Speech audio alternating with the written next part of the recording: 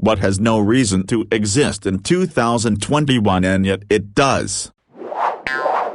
I've definitely had my number spoofed before. I got a call from an unknown number and the person on the other side said I called them. I said I hadn't, no record in my phone, so not even a butt dial. Then like a week later I get a phone call from a seemingly legit number. Called them back saying I got a call from this number. Guy on the other side said he didn't call me. I told him it's no big deal, this shouldn't be happening at all.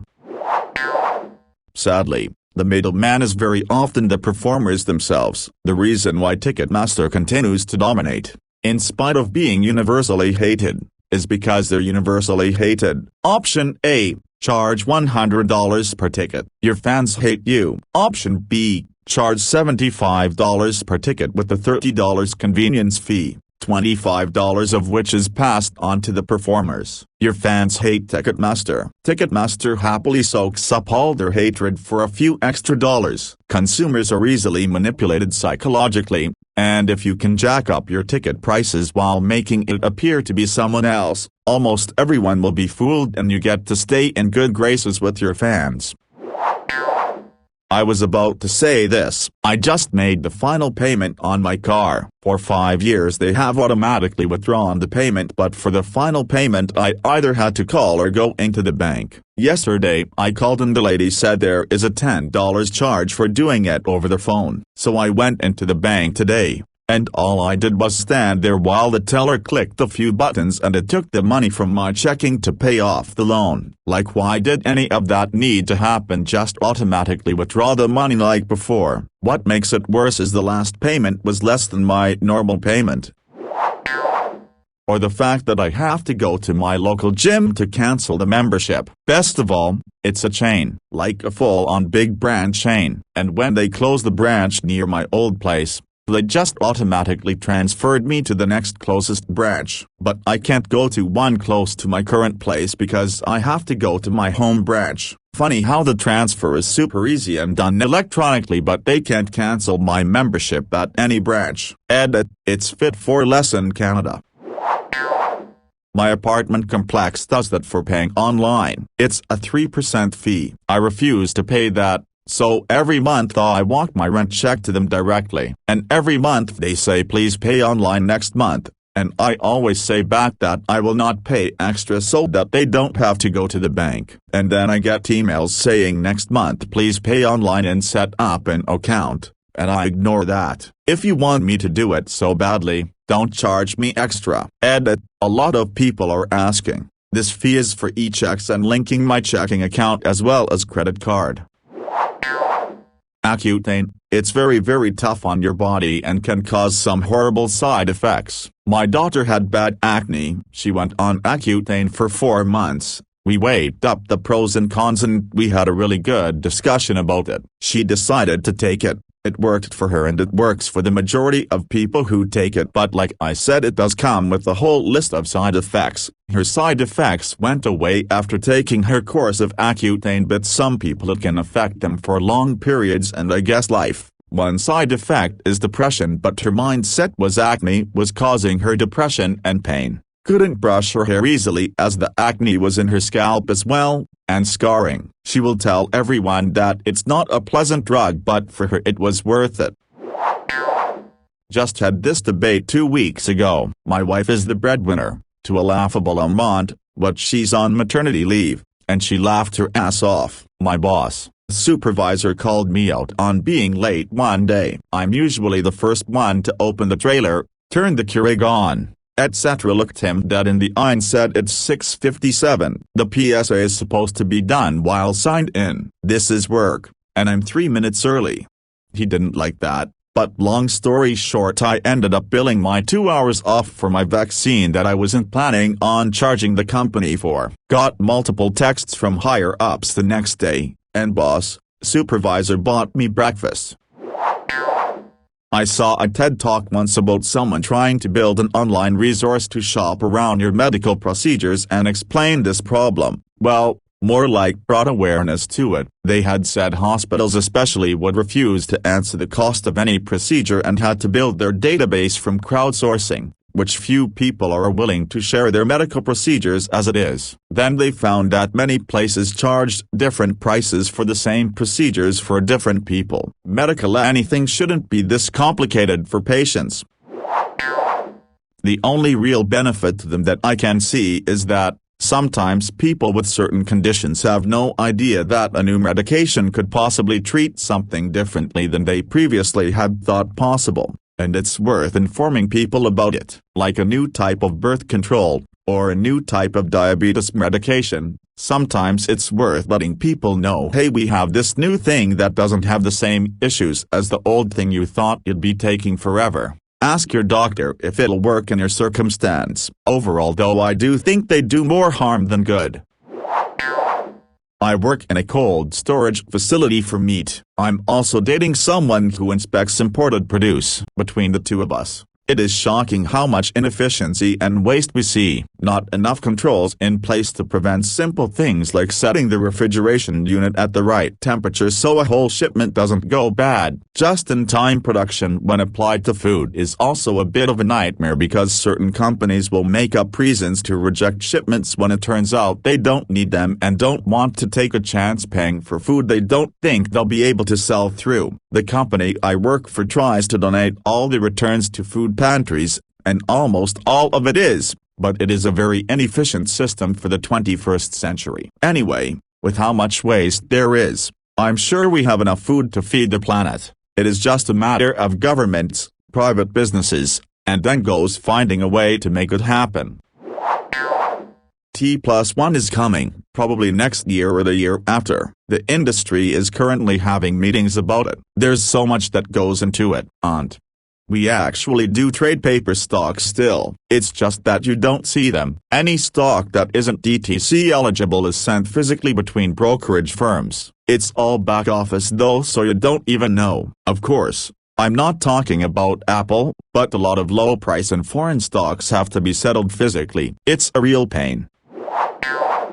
It's a very popular opinion. The problem is you have Alarm Clock 2021 Pro Edition free, which charges a subscription. It's predatory and more or less is hinging on the fact people make the mistake of buying it. On the other side, a lot of software is used for more professional cases. It needs to constantly be updated and it's hard to justify doing the update when it's not making money. With subscriptions, the revenue stream is insanely obvious and avoids the whole issue of oh, I only have Office 2003 this one open.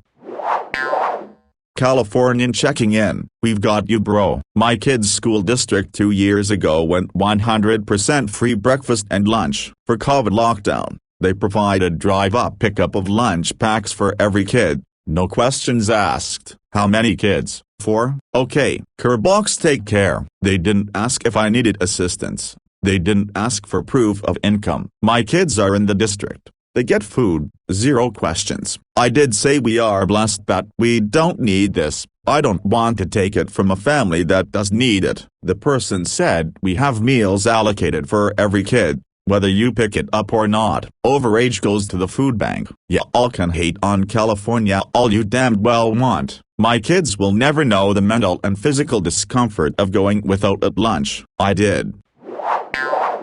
Biased journalism. Journalism used to be about discovering the truth and reporting it. Not anymore. Instead, we have news agencies that provide a narrative and to hell with the facts. It's so bad that Fox News declares itself as an entertainment company and not an official news outlet, even though the word news is in their name. Edit, not just Fox News. I just use them as an example. All mainstream media is guilty of promoting a narrative.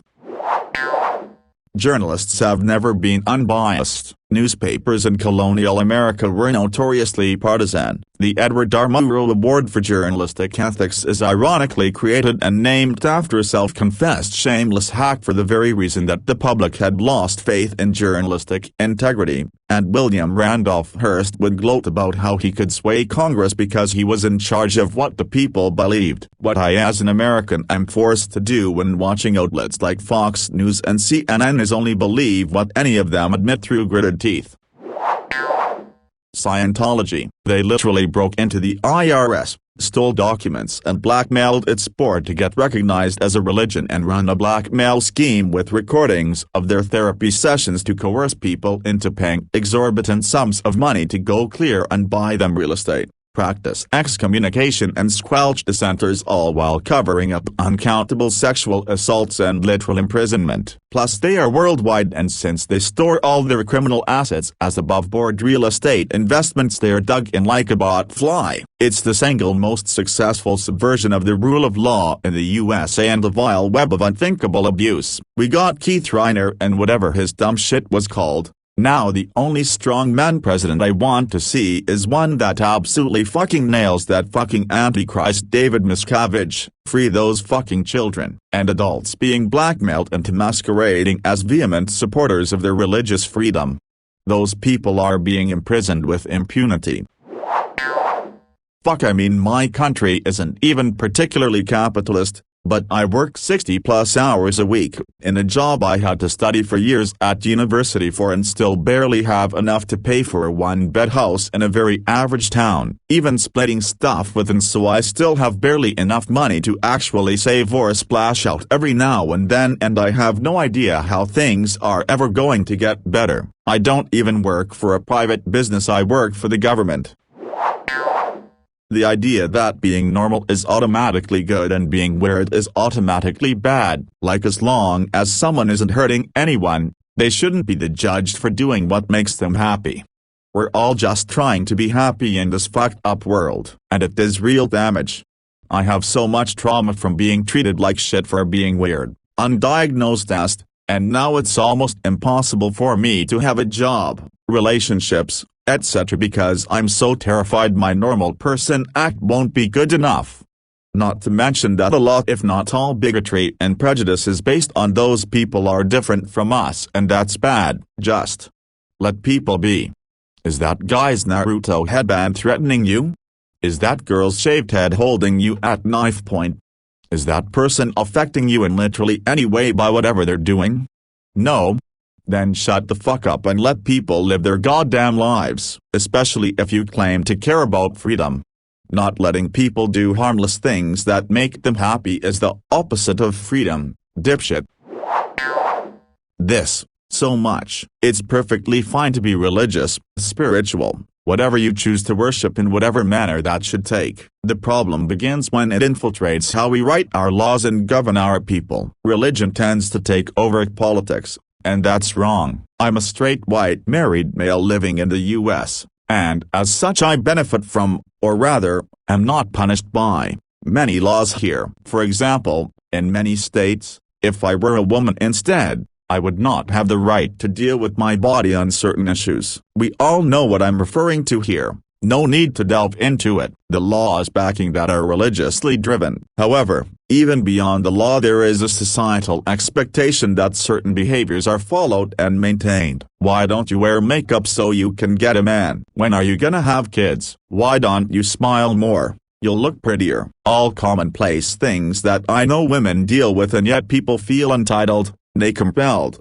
to say as if it was their right. And those statements are often family or peer-driven. Your relatives, your work friends, your church group, they all think they have a right to dictate how much of a person you get to be. That's just the tip of the iceberg, and that's just addressing a single friction point in our society.